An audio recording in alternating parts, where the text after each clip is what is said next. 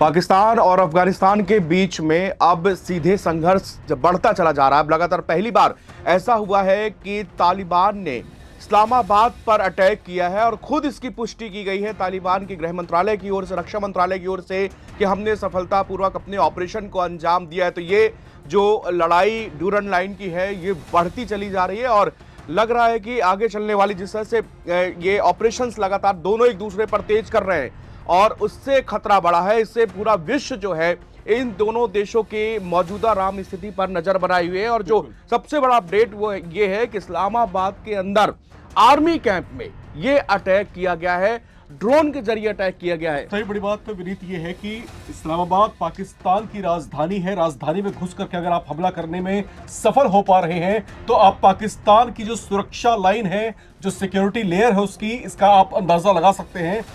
कहा गया अब चाइना का जो उसका सिक्योरिटी सिस्टम जो है, जो एयर डिफेंस सिस्टम जो है वो काम नहीं आया। तो यहां पर बड़ी बड़ी डिंगे हाँकी जा रही थी सुबह से, और जिस तरीके से अब रिटेलिएट किया है तालिबान ने वो अब दिखाई दे रहा है। और पाकिस्तान के भीतर घुसकर के राजधानी इस्लामाबाद में जो है आर्मी कैंप पर सफल अटैक कर देना एक बहुत बड़ी बात है। और इससे पहले जो है एक बड़ा क्लेम किया जा रहा था तालिबान की तरफ से कि उसने जो है पाकिस्तान के F-16 फाइटर जेट को ध्वस्त कर दिया है। उसके बाद यह खबर आई थी कि जितने भी जो पाकिस्तानी जेट्स बॉर्डर क्रॉस करके अफगानिस्तान में एयर स्ट्राइक के लिए गए थे उनको तुरंत वापस बुलाया गया। पाकिस्तान को लगा कि ये हमला जो है और भीषण हो सकता है और हमें और ज्यादा डैमेज हो सकता है। बहुत ज़्यादा इनके तालिबान की जो इनपुट है वो पाकिस्तान के पास में नहीं है, और सबसे ज़्यादा क्योंकि ये जो पाकिस्तान ने इस जंग की शुरुआत की है और लगातार वो एक बार नहीं 3 से 4 बार ऐसा हुआ पिछले 1 सालों में जब पाकिस्तान अफगानिस्तान में घुसकर एयर स्ट्राइक करता है राम, और बोलता है कि हम यहाँ पर ISIS और TTP के कैंपों पर निशाना बनाते हैं। लेकिन हर बार तालिबान और अफगानिस्तान की तरफ से ये दिखाया गया कि वहाँ पर सिविलियन को टारगेट किया गया है, वहां पर बच्चों को टारगेट किया जा रहा है, मासूमों को मारा जा रहा है, महिलाओं को मारा गया है। और ये हम नहीं कह रहे, ये आप वो ऑफिशियल इसके तस्वीरें जारी की, वो तस्वीरें हम आपको दिखा नहीं सकते कि मासूम बच्चे किस तरह से उस मिसाइल अटैक में, एयर स्ट्राइक में, पाकिस्तान के एयर स्ट्राइक में अफगानिस्तान में मारे गए हैं। 28 लोग पिछले दिनों मारे गए। बिल्कुल, अभी कुछ दिन पहले की ही बात है जब पाकिस्तानी सेना ने जो है घुस करके अफगानिस्तान पर अटैक किया था।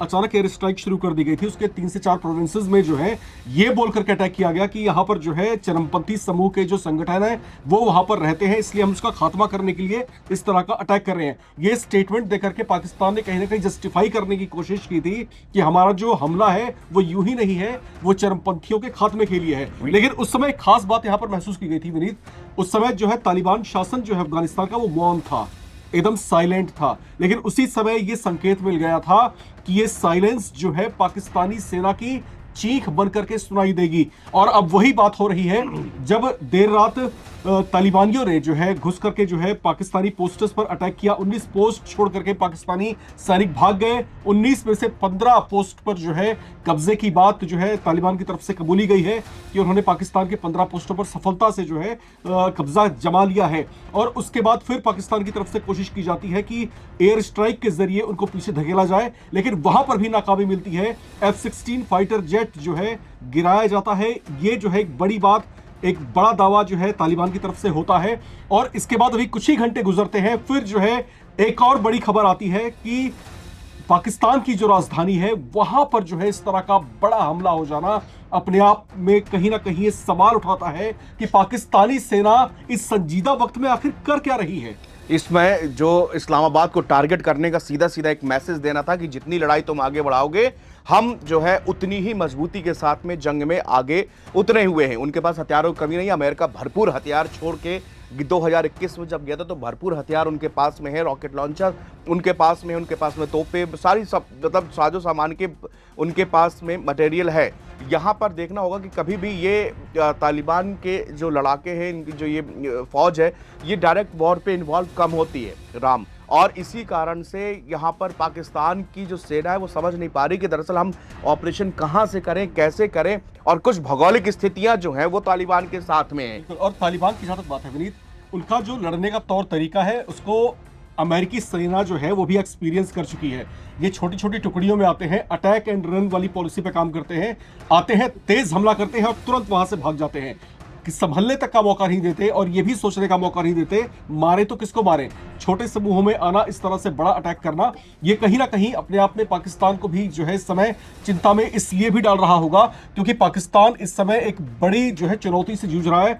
पाकिस्तान के भीतर टीटीपी उनके लिए जो है बड़ी चुनौती बना हुआ है। एक तरफ टीटीपी है, दूसरी तरफ जो है तालिबान का अटैक अब शुरू हो गया है, यानी दो तरफा बीएलए के देखिए बीएलए को कैसे पिछले दिनों कितने सारे फौजी उनके किडनैप है, वो चिक गार्ड नहीं भैया, अपना आई कार्ड शो कर रहे हैं कि हम जो है पाकिस्तान आर्मी के, हमको बचाओ। वो बीएलए के कब्जे में है लेकिन पाकिस्तान की सेना ने उनको नकार दिया। ये वहां की फौज है और ये असीम मुनीर है ऐसे राम। और ख्वाजा आसिफ की तरफ से ढिठाई ये है, उनकी तरफ से एक स्टेटमेंट जारी होता है जब पिटाई होनी शुरू हो जाती है इनकी, उनकी तरफ से स्टेटमेंट ही जारी हो रहा है कि भारत है इसके पीछे। उनका एक स्टेटमेंट आया है बड़ा चौंकाने वाला। उन्होंने कहा कि तालिबान के मार्फत जो है हिंदुस्तान यहां पर प्रॉक्सी वॉर कर रहा है और पाकिस्तान को अगर लड़ने की हिम्मत अगर तालिबानियों में आ रही है तो उसके पीछे कहीं ना कहीं भारत की शक्ति है, भारत उसको सपोर्ट कर रहा है। इस तरह का स्टेटमेंट, और वो भी एक देश का जो रक्षा मंत्री है, इस तरह का बेबुनियाद आरोप लगाना, कोई तथ्यात्मक बात नहीं है उनके पास कोई इसका सबूत नहीं है। एक देश का जब मंत्री इस तरह का स्टेटमेंट, बेसलेस स्टेटमेंट देता है, आप समझ सकते हैं कि उस देश की जहनी स्थिति क्या हो सकती है। दूसरी सबसे बड़ी बात है जो दावा किया जा रहा है, जो पाकिस्तान क्या कह के अटैक कर रहा है कि हम वहां पर आतंकवादियों के अड्डों पर अटैक कर रहे हैं। तो ऑपरेशन सिंदूर में हिंदुस्तान ने क्या किया था और इसके पहले जब अपने उसके सर्जिकल स्ट्राइक की तब क्या किया था। अब आप कौन बताओगे कि आपके यहाँ अलकायदा जैश के कमांडर, मतलब आप तो वो मुल्क हो जो दुनिया को आतंकवाद बिल्कुल परसाया देते हो। अब जब आपके ऊपर कोई जान के ऊपर आफत आई, ये टीटीपी का इतिहास क्या है, टीटीपी के लड़ाके कहाँ से तैयार हुए, ये कहाँ से बने, आपने बनाया, आपने, सब दुनिया को पता है, सब कोई ओपन फोरम की कोई ऐसी सीक्रेट बात नहीं है। तो अब जो बनपा बड़ा अब तुमसे बड़ा होने लगा, उसकी चाहत तो ये हो गई कि अब हम पूरा कब्जे ही करेंगे। तो अब वो मुसीबत झेल लो, अब जो हो रहा है वो देखिए। बिल्कुल, और यहाँ पर जिस तरीके से पाकिस्तान अब जो है बैकफुट पर नजर आ रहा है, मैं बैकफुट शब्द इसलिए यहाँ पर इस्तेमाल कर रहा हूँ क्योंकि पाकिस्तान अब तक जो है ये दिखाने की कोशिश कर रहा था कि वो तालिबानियों पर जो है हावी है और उनको वो कुछ समझता नहीं है।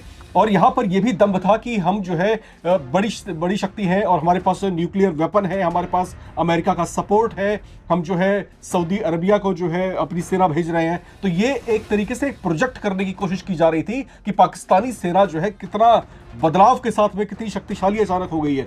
तो ये जो है अब कहीं ना कहीं ये जो हकीकत है उसका भंडाफोड़ यहाँ पर तालिबानियों ने कर दिया है। ये दिखा दिया है कि पाकिस्तानी सेना है क्या, उसकी हकीकत क्या है। और खुद जो है राजधानी इस्लामाबाद में घुस करके जब तालिबान जैसे लड़ाके वहां पर इस तरह का ड्रोन अटैक कर सकते हैं तो आप समझ सकते हैं कि उनकी जो सुरक्षा लाइन है वो कितनी ज्यादा कमजोर है। नहीं, ये आप बिल्कुल सही कह रहे हैं राम कि अमेरिका से इनके बहुत अच्छे संबंध है, तभी बोर्ड ऑफ पीस की भरी बैठक में वो स्टैंड अप शहबाज कहते हैं। और ट्रंप पूरी दुनिया में एक ऐसे फोरम में जहां पर सारे देशों के राष्ट्राध्यक्ष ज्यादातर बैठे हैं, किसी और दूसरे देशों के वहां पर प्रतिनिधि पहुंचे हैं, उस देश में आप पहले वो अपनी तारीफ करवाते हैं और फिर जब तारीफ कहते नहीं प्लीज स्टैंड अप शहबाज, जरा तुम ही बताओ ये कितनी ओछी हरकत है, कितना नीचे गिरेगा ये मुल्क। और इसके अब वही बात है कि आदमी कहता है कि भाई कहाँ से इसकी जीडीपी चल रही है, कहाँ से इसका फानवा, तो भैया वर्ल्ड बैंक का खुला दरबार है। तुम अपने यहाँ आतंकवादी को पनाह देते हो, फंडिंग आती है वर्ल्ड बैंक से, कर्जा लेते हो, सब अपने जितने पाकिस्तान के आप देख लीजिए हिस्ट्री में जितने भी आर्मी चीफ हुए हैं सबके अमेरिका ब्रिटेन में जाके शिफ्ट होना, मोटा पैसा कमाया, लेकिन आज भी वहाँ के अवाम की वही दुर्दशा है जो पहले थी। बिल्कुल, और ये वही पाकिस्तान है जिसने गुड तालिबान और बैड तालिबान की परिभाषा दी थी। ये वही तालिबान है जिसने बदले हुए दौर में ये घोषित किया कि अफगानियों का जो तालिबान है वो इनका अब दुश्मन हो गया है।